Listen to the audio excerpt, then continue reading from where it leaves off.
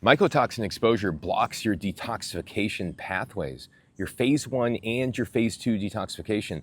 This is a huge deal. These are the pathways that you eliminate toxins through, okay? Things like chemicals, chemical exposure, things you're inhaling, mycotoxins, etc. So if you're exposed to mycotoxins on a high level and you're starting to feel really unwell and you're sick, guess what? Your liver, it's really not functioning properly. Your kidneys are really not even functioning properly.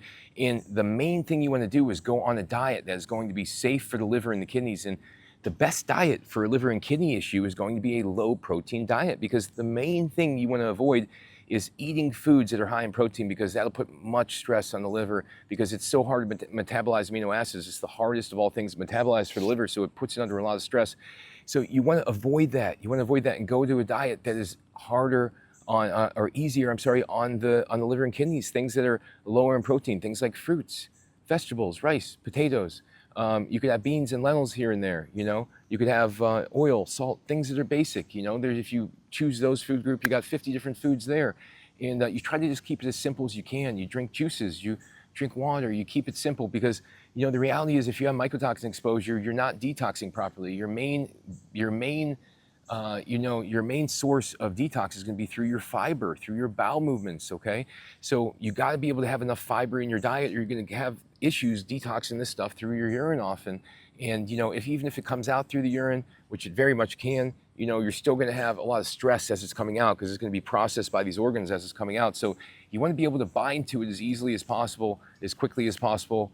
And the main way to do this is through lots of plant fiber. And then, of course, binders like carbonized bamboo, Takasumi Supreme, you know, your bentonite clay, your you know, it's called Metaclay FX, you know, your apple pectin from bulkfoods.com, you know, your chlorella, which is another good one, but it's not the best for mycotoxins. It's a great product, you know. But zeolite, you know, micronized zeolite, your mycobind, this is another one that has an okra-based binder. You know, I got plenty of binders, but the idea is that you want to use binders combined with a high plant fiber diet. That's going to be the best when you have mycotoxin exposure, because your liver is going to be overloaded, you know. And if your liver's overloaded, then you really got to give it some support, because if not, because you're going to keep compiling these mycotoxins further and further as you're exposed more.